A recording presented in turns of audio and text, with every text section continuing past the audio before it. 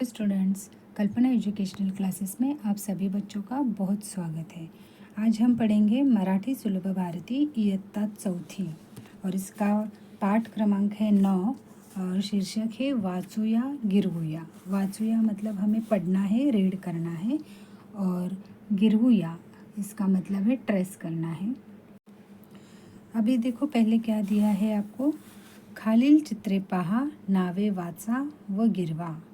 आपको यहाँ पे कुछ पिक्चर्स दिए हैं और आपको उनके नाम पढ़ने हैं और उनको गिरवा यानी ट्रेस करना है, या फिर आप कह सकते हो पेंसिल घुमाना है। तो पहला पिक्चर देखो कौन सा है। यहाँ पे फर्स्ट पिक्चर जो दिया हुआ है वो एक पेन का है। यहाँ पे उन्होंने लिख के भी दिया है पेन, लेकिन वो कैसे लिखते हैं वो आपको हम दिखा रहे हैं कि बिल्कुल लिखने का जो स्टाइल रहता है वो आपको पता होना चाहिए, इसलिए दिखा रहे हैं यहाँ पे। जैसे कि पहले प लिखना है, उसके ऊपर एक मात्रा देनी है, फिर न, तो ये इस तरह से लिखना है।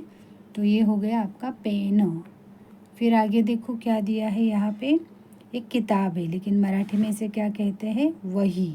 तो इसको पहले क्या लिखना है, व लिखना है ऐसे, इस तरह से, फिर ह लिखना है, और ये रही ह की दूसरी विलांटी, और इस तरह से कंप्लीट हो गया वही। ठीक है बच्चों। अभी आगे देखो क्या दिया है, ये ब्लैक बोर्ड है। ब्लैक बोर्ड को मराठी में कहते हैं फड़ा। ठीक है, तो इसको देखो कैसे लिखेंगे। पहले इस तरह से फ निकाला, फिर ळ बनाया और उसको एक आ की मात्रा दे दी, ये हो गया फड़ा।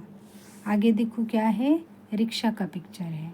तो आपको र लिखना है और उसको पहली लांटी देनी है और क्ष लिखना है, और उसके बाद उसको एक मात्रा देनी है, ये हो गया रिक्शा।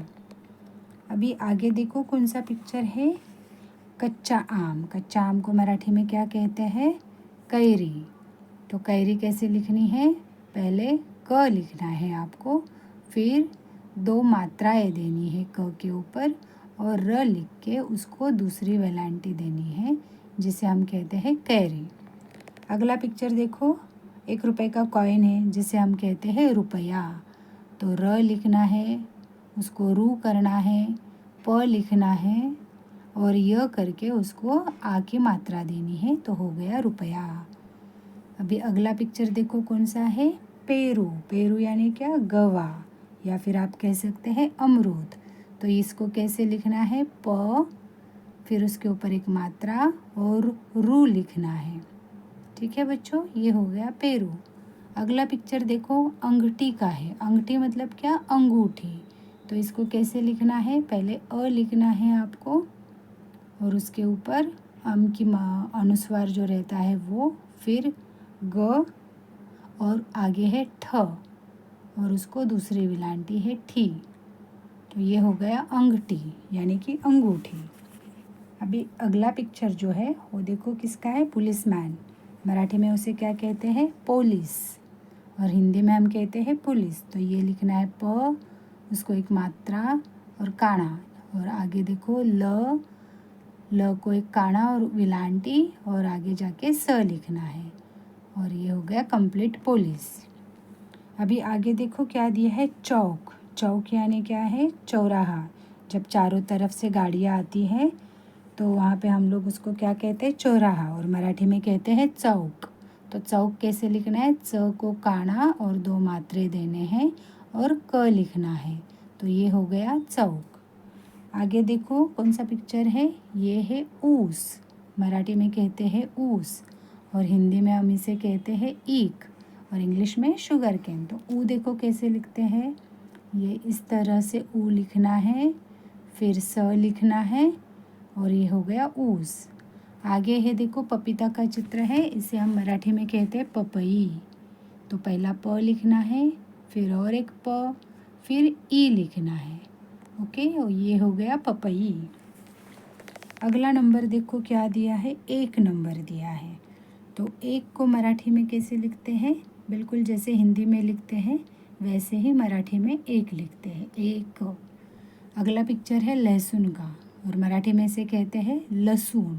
तो पहले ल लिखना है, फिर स, और उसको दूसरा उकार निकालना है और फिर उसको न लिखना है, तो ये हो गया लहसुन। अभी आगे देखो कौन सा पिक्चर है, तबला। तो तबला कैसे लिखते हैं, त लिखना है, फिर ब और फिर ल और आ की मात्रा देनी है, तो ये हो गया तबला। अभी देखो झोका, झोका यानी झूला, आपको पता है।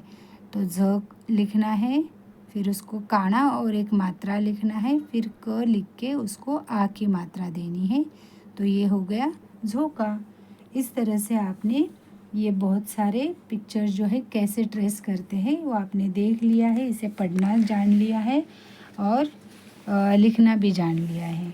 तो इसे आप प्रैक्टिस कर लेना, पढ़ लेना, और आपको पढ़ाया हुआ समझ में आया है तो चैनल को शेयर, सब्सक्राइब और लाइक ज़रूर कर देना। Thank you so much.